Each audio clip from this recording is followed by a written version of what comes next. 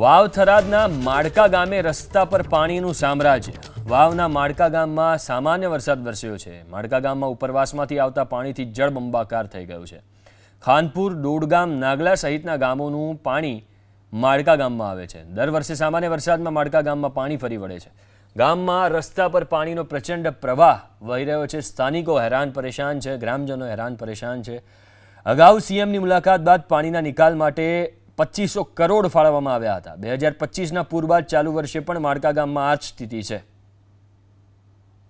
વધુ વિગતો સાથે સંવાદદાતા વસંત ફોનલાઈન ઉપર જોડાયા છે। વસંત, 2500 કરોડ ફાળવવામાં આવ્યા હતા, કોઈ કામગીરી અહીંયા થઈ છે કે નહીં? ગયા વર્ષે જે સ્થિતિ હતી આ વર્ષે પણ એવી જ સ્થિતિ છે?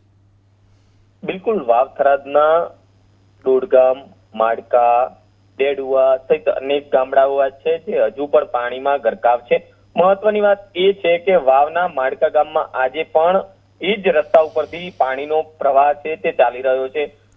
જોકે વાવ થરાદ જિલ્લાના થરાદ સહિતના ગ્રામ્ય વિસ્તારોમાં સામાન્ય વરસાદ છે, પરંતુ માત્ર દિયોદર અને ભાભર પંથકમાં 12 થી 13 ઇંચ વરસાદ વરસ્યો છે।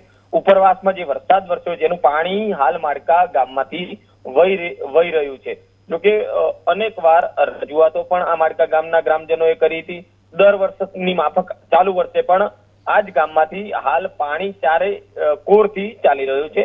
જાહેર રસ્તા ઉપર આ પાણી ચાલતા ક્યાંક ને ક્યાંક સ્થાનિક લોકો પણ પરેશાન છે।